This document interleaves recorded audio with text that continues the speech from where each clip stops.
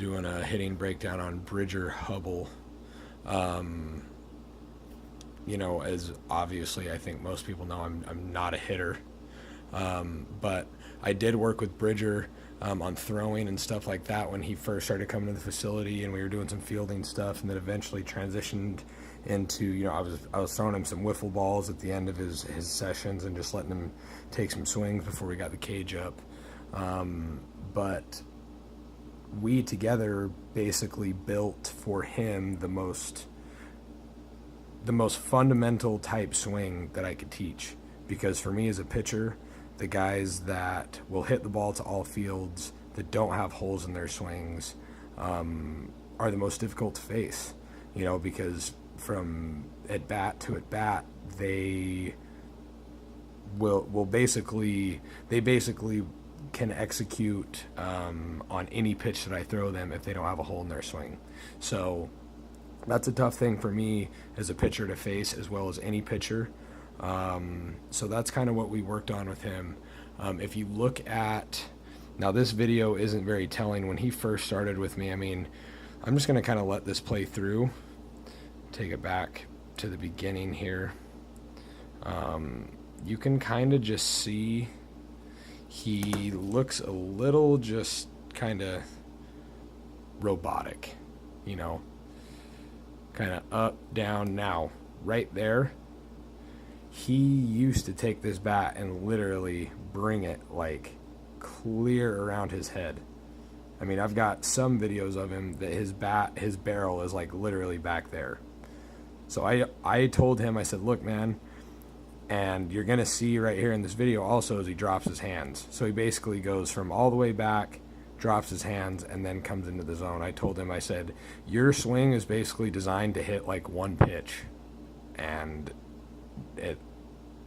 you're not going to be able to barrel anything or make solid contact on anything inside or outside, because if your barrels are, if I see a guy that has a huge kind of in swing, like with his hands, like right before he comes into the zone, I'm going to pitch him inside.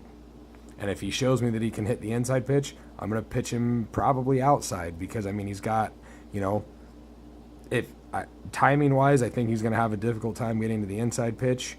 And then I also think he's going to have a difficult time keeping a strong barrel on the outer half of the plate. So that's what I said to him. I said, dude, you gotta control your hands.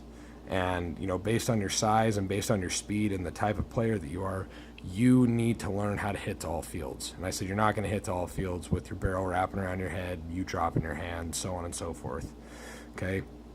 So this is actually a better video of him than what we could probably show. But again, like I said, I'm just going to let this kind of play right here and just let you see what I'm talking about. You can see that big drop in his hands right there. Just wham, right there. Okay, level swing, barrel gets out, good contact position. But, it was getting to the point where if I threw him anything in or out, he would either get beat or roll it over. Now, transition into this first year of his of school ball, where he played at Sandridge. The dude hit close to like 400. Before I even let the video play, just look at him. Like, he just looks different right here, And the setup, you can see we got his hands kind of up higher. And the biggest thing for him is, he's a tireless worker, and I told him, hey, you got to swing every day. You got to take like like minimum 100 swings like every day, dude. Like, just pattern the crap out of this. You can see those hands up.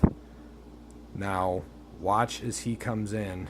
I don't even really know how well he hit this year, but he absolutely dominated. Was on base like over 600 this year. Like, just absolutely went off. Look at that contact position. Head down. Good Lord, man. The kid has just worked his ass off, and he deserves everything he's getting. But, that right there says everything that I need to basically say or show in a video breakdown of him. I'll let this one just kind of play. And, I mean, you can just see the rhythm and the timing and the kind of, you know, setup that he's got where he feels comfortable at the plate and he's confident and he's hunting his pitch and he's taking big swings on 2-0 and 3-1 and making solid contact and, you know, not being overly aggressive. I mean, that is just money, dude. So big props, brother. Like I said, you've put the work in and you deserve it. So, you know, I contemplated putting that first video of him up, but it doesn't even look like the same guy. I think that just showing that last video, we can kind of talk about what it is that he had going on. I mean, no barrel wrap. You can see that. You can see with the hands. Look, he goes straight from there. Boom, A to B. Bam. No barrel wrap. He really learned to take the ball the other way, which he had a difficult time doing. And he got a lot of reps this year. I mean, he was playing consistently, starting as a first-year player. So I'm really proud of this kid. So for him, it's going to be about really putting it in the weight room and getting stronger, getting faster, and you know, seeing some of those line drives that he was smoking this year. You know, hit the gaps even more and start seeing balls fly over the fence. There's a chance I could actually get him to start working with Sam, who's doing all of my hitting in my facility. But for now, you know, him and I have had a lot of success together, and I'm going to keep working with him. But as far as a pretty advanced approach goes, I think it would be good for him to, you know, hit a couple times with Sam and start kind of getting a very advanced approach to the plate, because like I said, my entire approach to playing is to basically go against what the hitters are doing. So I feel like I'm still giving him a pretty good perspective, but again, I know that it would be good for him to get with as professional of a hitter as Sam's. But nonetheless, I mean, once again, great job, man. I'll see you this next week when I'm back.